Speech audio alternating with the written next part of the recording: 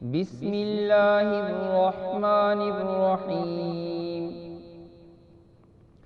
الف لام را تلک آیات الکتاب وقرآن مبین ربما یود الذین کفروا لو کانوا مسلمین ذرهم يأكلوا ويتمتعوا ويلههم الأمل فسوف يعلمون وما أهلكنا من قرية إلا ولها كتاب معلوم ما تسبق من أمة أجلها وما يستأخرون وقالوا يا أيها الذي نزل عليه الذكر إنك لمجنون صدق الله العظيم رب اشرح لي صدري ويسر لي أمري واحلل عقدة من لساني يفقهوا قولي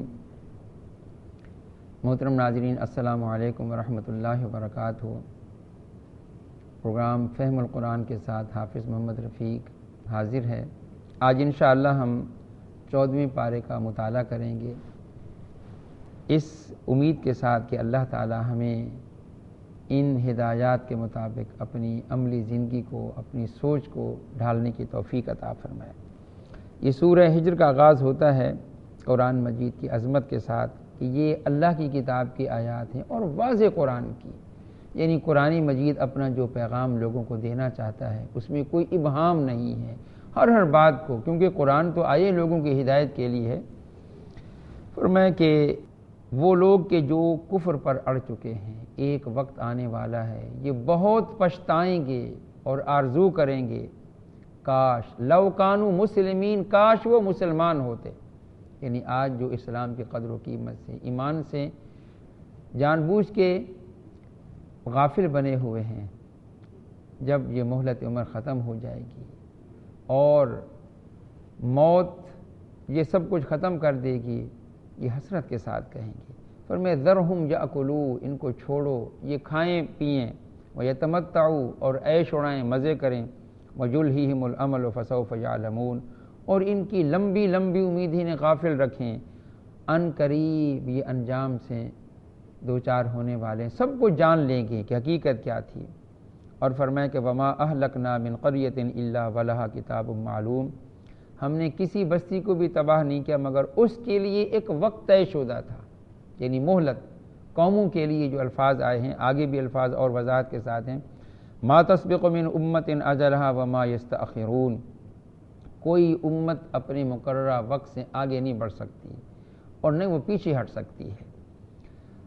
جس طرح پہلے بھی یہ بات آ چکی ہے کہ افراد کا معاملہ تو قیامت کے دن ہوگا حساب کتاب کا، لیکن قوموں کا معاملہ یہیں پر ہوتا ہے کہ جو قوم بحیثیت مجموعی اچھے اخلاق کی، اعلیٰ اصولوں کی حامل ہے، عدل و انصاف کرنے والی ہے، اللہ اس کو لمبی عمر دیتے ہیں اور دنیا میں اس کو اللہ تعالیٰ عزت اور خوشحالی بھی عطا فرماتے ہیں۔ اور جو قوم اس مہلت عمر سے فائدہ نہیں اٹھاتی، ظلم اور زیادتی کا بازار گرم کر دیتی ہے، وہ جلد تباہ ہو جاتی ہے۔ ان کا نام و نشان غلامی کی زندگی ان کا مقدر ہے۔ لوگوں کی بد دعائیں، اللہ تعالیٰ کی کمزور مخلوق، بے شک ہمیں ترس نہ آئے لیکن میرا اللہ تو سن رہا ہے۔ اور سچی بات یہ ہے کہ آج ہم پاکستان کے حالات کو جب آگے پیچھے دیکھتے ہیں تو شرم آتی ہے کہ لوگ ہماری طرف دیکھ رہے ہیں کہ ان کے پاس اللہ کا پیغام، اللہ کی کتاب، رسول اللہ صلی اللہ علیہ وسلم کی تعلیمات ان کے پاس، لیکن ہمارا جو عملی معاملہ ہے، سچی بات یہ ہے کہ لوگ ہمیں شرمندہ بھی کرتے ہیں، ہم اپنی نگاہوں میں خود بھی گر چکے ہیں۔ اس کے بعد اللہ تعالیٰ نے حضرت آدم اور ابلیس کا قصہ تفصیل کے ساتھ بیان کیا، اور اس کے بعد شیطان کے یہ الفاظ کہ قال ربی بما اغویتنی لأزینن لہم، اللہ جس طرح تو نے مجھے گمراہ کیا ہے اب میں بھی انسانوں کے لیے زمین کے اندر اس کو خوب بنا سنوار کر پیش کروں گا اور ان سب کو میں گمراہ کر دوں گا، الا عبادک منہم المخلصین، ان میں جو تیرے مخلص بندے ہیں، جو تیرے خالص بندے ہیں، جو تیرے بندے بن کر رہنا چاہتے ہیں، ان پر میرا زور نہیں چلے گا۔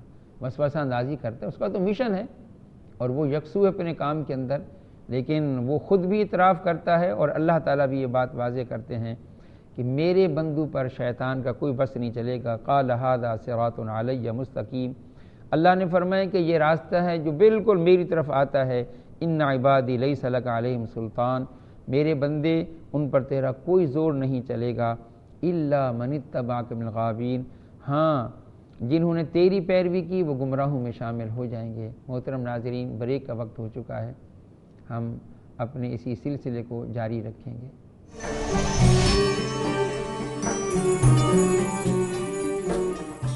میں دوبارہ آپ کو خوش آمدید کہتا ہوں پروگرام میں۔ آگے اللہ تعالیٰ فرماتے ہیں کہ نبئ عبادی انی انا الغفور الرحیم، اے میرے پیارے پیغمبر میرے بندوں کو بتا دو میرے بارے میں کہ میں بڑا بخشنے والا بھی ہوں، رحم کرنے والا بھی ہوں۔ کن کے لیے؟ یعنی جو میری رحمت کے حقدار بنیں گے، جو میرے بندے بن کر رہیں گے، ان سے بھی غلطیاں ہوتی ہیں، ان سے بھی اللہ تعالیٰ ان کو معاف فرما دیتا ہے۔ اور وَأَنَّ عَذَابِي هُوَ الْعَذَابُ الْعَلِيمُ، اور یہ کہ میرا عذاب بھی پھر دردناک عذاب ہے، یعنی جو میری دھرتی پر سرکش بن کر رہیں گے اور ظلم اور زیادتی کریں گے تو پھر میری پکڑ سے ان کو کوئی بچانے والا بھی نہیں ہے۔ سورہ نحل کے اندر اللہ تعالیٰ نے اپنے انعامات اور احسانات کا تفصیل سے ذکر کیا ہے اور فرمایا کہ وعلامات، یہ ساری نشانیاں ہیں بندوں کو متوجہ کرنے کے لیے، اللہ کا تعارف کرانے کے لیے۔ پھر آگے اللہ فرماتے ہیں افمن یخلق کما لا یخلق، بھلا وہ اللہ جو تخلیق کرتا ہے یہ سب کچھ برابر ہو سکتا ہے اس کی جو کچھ بھی تخلیق نہیں کر سکتا؟ فرمایا اس لیے کہ تم کچھ سوچو، یاد دہانی حاصل کرو۔ وَإِن تَعُدُّوا نِعْمَتَ اللَّهِ لَا تُحْصُوهَا، اگر تم اللہ کے احسانات کو گننا چاہو گے اپنی ذات پر، اپنے آس پاس اور کائنات کے اندر، فرمایا کہ تم کبھی ان کو شمار نہیں کر سکتے ہو۔ اللہ تو بڑا کریم ہے، بڑا رحیم ہے، بڑا غفور ہے، اور جو کچھ تم کر رہے ہو اللہ جانتا ہے، جو کچھ تم ظاہر کرتے ہو، جو کچھ تم چھپاتے ہو۔ تم کس سے چھپنا چاہتے ہو؟ تمہارا معاملہ کس کے ساتھ ہے؟ وہ علیم خبیر ہستی۔ فرمایا والذین یدعون من دون اللہ لا یخلقون شیئا وهم یخلقون، اور وہ ہستیاں جن کو یہ اللہ کے علاوہ پکارتے ہیں، ان سے امیدیں رکھتے ہیں، فرمایا وہ تو ایک رتی برابر کوئی چیز تخلیق نہیں کر سکتے، جبکہ وہ تو خود پیدا کیے گئے ہیں۔ اللہ کے علاوہ جو کوئی بھی ہے، فرشتے ہوں، انبیاء کرام ہوں، اولیاء کرام ہوں، یہ سب کیا ہیں؟ اس خالق کی مخلوق ہے۔ اور فرمائے اموات غیر احیاء، یہ مردہ ہیں جو ہستیاں جا چکی ہیں، حضرت آدم کی اولاد میں سے، خواہ انبیاء کا معاملہ ہو اور یا اولیاء کرام کا ہو، فرمایا کہ وہ زندہ نہیں ہیں۔ وما یشعرون ایان یبعثون، ان کو تو یہ بھی احساس نہیں کہ ان کو دوبارہ کب زندہ کیا جانے والا ہے۔ اور اللہ کے پیغمبروں نے کبھی بھی اللہ تعالیٰ کے پیغام میں کمی بیشی نہیں کی، وہ جوں کا توں وہی پیغام پہنچاتے ہیں کہ جو اللہ ان کو دیتا ہے۔ اور اللہ ہمیں ایک عصمت انبیاء کے نام سے بھی، یہ بہت بڑی معروف اصطلاح ہے، اس کے معنی بھی یہی ہے، اولین معنی کہ اللہ کے پیارے پیغمبروں کا دین ہر افراط و تفریط سے بالکل محفوظ ہوتا ہے، اللہ اس کی حفاظت فرماتے ہیں۔ فرمائے الہکم الہ واحد، لوگو تمہارا معبود ایک ہی ہے۔ اس کائنات پر غور و فکر کر کے دیکھو، اگر تمہاری عقل سلیم ہے، تمہاری فطرت صحیح ہے، تو پھر تم صحیح نتیجے پر پہنچ جاؤ گے۔ اسی طرح آگے قرآن مجید مشرکین کا پھر یہ قول نقل کرتے ہیں، پہلے بھی دیکھ چکے ہیں۔ وقال الذین اشرکوا لو شاء اللہ ما عبدنا، مشرکین کہتے ہیں کہ اللہ تعالیٰ چاہتے تو ہم کسی کی عبادت نہ کرتے، اللہ تعالیٰ کو چھوڑ کر کسی سے دعائیں نہ کرتے، کسی کے آگے سجدے نہ کرتے، ان کے طواف نہ کرتے، ہم بھی اور ہمارے باپ دادا بھی، اور نہیں ہم کسی چیز کو اس کے حکم کے بغیر حرام قرار دیتے۔ فرمایا کہ یہ جھوٹے بہانے ہیں، ان سے جو پہلے قومیں گزریں وہ بھی اسی طرح بہانے بنایا کرتے تھے۔ ہمارے رسولوں کی صرف ذمہ داری یہ ہے کہ بات کو لوگوں تک صحیح پہنچا دیں، بلکہ آگے الفاظ ابھی عجیب آتے ہیں۔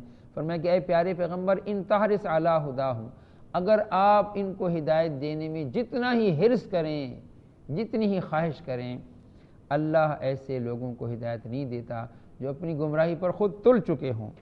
اور ان کا حال تو یہ ہے کہ قسمیں کھا کھا کر کہتے ہیں کہ اللہ تعالیٰ دوبارہ کسی کو زندہ نہیں کرے گا۔ فرمایا کیوں نہیں؟ بلا وعدن علی حقا، یہ تو اس کے ذمے ایک وعدہ ہے۔ کیوں قیامت کے روز اللہ تعالیٰ نے وہ ساری باتیں سب کے سامنے رکھنی ہے کہ تم اختلاف کیوں کرتے تھے، کس لیے کرتے تھے۔ حق اور باطل کا وہاں پر جو ہے امتیاز ہو جائے گا۔ اسی طرح اللہ تعالیٰ یہ بھی ارشاد فرماتے ہیں وَلَوْ يُؤَاخِذُ اللَّهُ النَّاسَ بِظُلْمِهِمْ، اگر اللہ تعالیٰ لوگوں کو ان کے ظلم کی وجہ سے پکڑتا تو پھر فرمایا کہ زمین پر کسی ایک جاندار کو بھی اللہ تعالیٰ باقی نہ چھوڑتا، وَلَٰكِنْ يُؤَخِّرُهُمْ، اللہ ان کو موقع دیتے ہیں، ان کو ڈھیل دیتے ہیں ایک وقت معین تک۔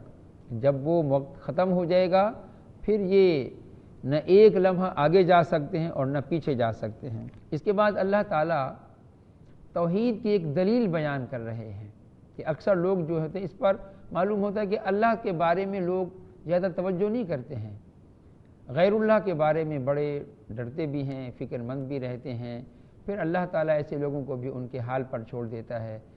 آگے فرمائے کہ واللہ فضل بعضکم علی بعض فی الرزق، اللہ نے فضیلت دی ہے تمہارے بعض کو بعض پر رزق کے معاملے میں۔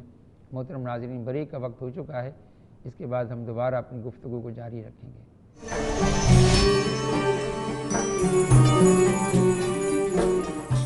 محترم ناظرین، ایک بار پھر میں آپ کو اس پروگرام میں خوش آمدید کہتا ہوں۔ اللہ تعالیٰ ایک مثال سے شرک اور توحید کے فرق کو واضح کرتے ہیں۔ فرمایا کہ انسانوں میں سے ہم نے کچھ لوگوں کو بہت مال و دولت دیا ہے اور کچھ لوگ ان کے مملوک ہیں، ان کے غلام ہیں، ان کے ملازم ہیں، ان کے محتاط ہیں۔ فرمایا کہ کیا کبھی ایسا ہوا ہے کہ جن لوگوں کو ہم نے خوب دولت دی ہے اور وہ یہ کہیں اپنے مملوکوں سے، اپنے ملازموں سے کہ بھئی اب یہ دولت ہم آدھی آدھی کرتے ہیں۔ یہ بھی ہو سکتا ہے کہ کوئی ان کا غلام، ان کا ملازم ایسا بھی ہو کہ جس نے ان کو اتنا مالدار بنانے میں اس کی محنت کو دخل ہو، اس کی سوچ اور پلاننگ کو دخل ہو، وفادار ہو اور وہ بندہ بھی اس کو تسلیم کرتا ہو۔ فرمایا فَمَا الَّذِينَ فُضِّلُوا بِرَادِّ رِزْقٍ عَلَىٰ مَا مَلَكَتْ أَيْمَانُهُمْ فَهُمْ فِيهِ سَوَاءٌ، کہ وہ برابر ہو جائیں۔ ایک آدمی کہے کہ جی میرے پاس 10 خرب کے اثاثے ہیں تو یہ 5 ارب جو ہے یہ میرے اس ملازم کو میں دیتا ہوں کہ یہ آج جو کچھ میں ہوں اس کی وجہ سے ہوں۔ فرمایا کہ جب تم یہ نہیں کر سکتے، اپنے ملازم کو تم یاد کراتے رہتے ہو، مملوک تو اس سے بھی یوں سمجھیں کہ نیچے کی چیز ہے، تو تم اللہ کے بارے میں کیسے اتنے سخی بن جاتے ہو کہ تم سرٹیفکیٹ دیتے ہو کہ اس کی یہ مشکل کشا ہے، یہ فلاں ہے، اس کے ساتھ یہ معاملہ، اس کو اللہ نے اختیارات دیں۔ اللہ نے کسی کو بھی رتی برابر اختیار نہیں دیا۔ اللہ کے پیغمبروں کی ذمہ داری صرف یہ تھی کہ وہ اللہ کا کھرا اور خالص دین لوگوں تک پہنچاتے تھے، اور بلکہ اللہ کے پیغمبر جتنی احتیاط برتتے ہیں ایسی احتیاط کسی اور کی نہیں ہوتی، بلکہ اس کے اندر عصمت انبیاء کے حوالے سے بھی جو بات آتی ہے، اگر کہیں کسی معاملے میں تھوڑی سی افراط و تفریط ہو جائے، جذبہ خیر سے مغلوب ہو کر تو اللہ تعالیٰ ان کی اصلاح فرما دیتے ہیں، لیکن یہ تحفظ اللہ کے پیغمبروں کے علاوہ کسی اور کو حاصل نہیں ہے۔ اور آگے اللہ فرماتے ہیں فَلَا تَضْرِبُوا لِلَّهِ الْأَمْثَالَ، اللہ کے لیے مثالیں بیان نہ کرو، اللہ جانتا ہے جبکہ تم نہیں جانتے ہو۔ تم اللہ کے حوالے سے مخلوقات کی مثالیں دیں گے۔ آگے اللہ نے ایک مثال دی ہے کہ ایک غلام وہ ہے کہ جس کے پاس کوئی اختیار ہی نہیں ہے، اور ایک وہ کہ جس کو ہم نے خوب رزق سے نوازا ہوا ہے، وہ جو چاہتا ہے کرتا ہے، وہ آزاد ہے۔ فرمایا کہ دونوں برابر ہیں اپنے سٹیٹس کے لحاظ سے؟ فرمایا کہ نہیں، کبھی برابر نہیں ہو سکتے۔ پھر ایک مثال اللہ اور دیتے ہیں، فرمایا کہ 2 انسان ہیں، ان میں سے ایک جو ہے وہ گونگا ہے، وہ اپنے مالک پر بوجھ ہے، نہ کچھ سن سکتا ہے، نہ کچھ بول سکتا ہے، نہ کر سکتا ہے، اس کو جو کام بھی وہ کراتا ہے، جدھر بھیجتا ہے وہ نقصان ہی نقصان کرتا ہے، کوئی خیر نہیں لے آتا۔ اور ایک وہ شخص ہے کہ جو عدل و انصاف کر رہا ہے، جس کی زندگی آزادی کی زندگی، جس کے کام بڑے اونچے اونچے کام ہیں اور وہ خود سیدھے راستے پر ہے۔ فرمایا کیا یہ برابر ہو سکتے ہیں؟ جب یہ نہیں ہے، ایک اللہ با اختیار، پوری کائنات کا خالق اور مالک، اور دوسرے کچھ بھی ہوں وہ سب اللہ کی مخلوقات ہیں، ادب احترام ہمارا یہ فرض بنتا ہے، انبیاء کا بھی، اولیاء کا بھی، لیکن یہ ان کا حق نہیں ہے کہ ہم ان کو اللہ کی خدائی میں شامل کریں۔ اور اس کے بعد خاص طور پر آخر میں اللہ تعالیٰ نے ایک مثال بیان کی۔ فرمایا کہ اللہ تعالیٰ ایک بستی کی مثال بیان کرتے ہیں، وَضَرَبَ اللَّهُ مَثَلًا قَرْيَةً كَانَتْ آمِنَةً مُطْمَئِنَّةً، جو بڑے امن کے ساتھ رہ رہی تھی، اس کا رزق ہر طرف سے آتا تھا فراغت کے ساتھ، من کل مکان، فکفرت بانعم اللہ، پھر اس بستی نے یعنی اس بستی اس ملک والوں نے اللہ کے انعامات کی ناقدری کی۔ فاذاقها اللہ لباس الجوع والخوف بما كانوا يصنعون، تو اللہ تعالیٰ نے ان کو بھوک اور خوف کا لباس پہنا دیا ان کے اپنے کرتوتوں کی پاداش میں۔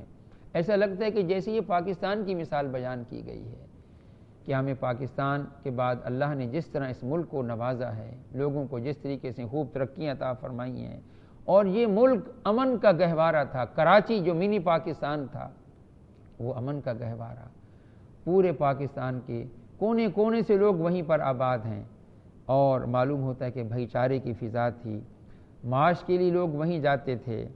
لیکن فرمایا اللہ نے ان لوگوں نے قدر نہ کی اللہ کی نعمت کو، اللہ کو بھول گئے کہ ہمارا منعم اور محسن کون ہے۔ پھر اللہ نے اسی امن کی سرزمین کو ان کے لیے قبرستان بنا دیا۔ اب تو پورے پاکستان کے جو حالات و واقعات ہمارے سامنے آتے ہیں، بندہ لرز جاتا ہے۔ جو باہر بیٹھے ہوئے ہیں ہر وقت وہ عجیب فضا کے اندر ہیں، اس ملک کے اندر کیا ہو رہا ہے، معلوم ہوتا ہے کوئی یہاں پر کوئی کسی کو روکنے والا نہیں ہے۔ یہ سب اللہ کی سزا ہے، جب ہم نے اللہ سے منہ موڑا، اللہ کے دین سے منہ موڑا اور دنیا کو اپنا مطلوب اور مقصود بنا لیا ہے، تو اللہ نے ہمیں عبرت کا نشان بنا دیا، ہمارے اندر سے باہمی اعتماد چھین لیا۔ پہلے یہاں کے لوگ ایک دوسرے کے لیے قربانیاں کرتے تھے کہ اللہ ہم سے راضی ہو جائے، ہمیں ان کی دعائیں ملیں، اور آج صورتحال یہ ہے کہ ہم ایک دوسرے کے خون کے پیاسے ہیں۔ ہم مال و دولت کے لیے اپنے ضمیر کو، اپنے ایمان کو سب کچھ قربان کر رہے ہیں۔ محترم حضرات، اس پر غور و فکر کریں، اللہ سے توبہ کریں، اللہ ہمارے ملک اور قوم پر رحم فرما، ہمیں دوبارہ اسی طرح سنبھال جس طرح تو نے ہمیں اس پاکستان کے اندر امن، خوشحالی، باہمی اعتماد سے نوازا تھا۔ اللہ ہمیں اپنے طرز عمل پر غور و فکر کی توفیق دے اور ہمیں سچی توبہ کی بھی توفیق عطا فرمائے۔ محترم ناظرین، پروگرام کا وقت ختم ہو چکا ہے، انشاءاللہ کل ہم نئے پروگرام کے ساتھ پھر حاضر ہوں گے۔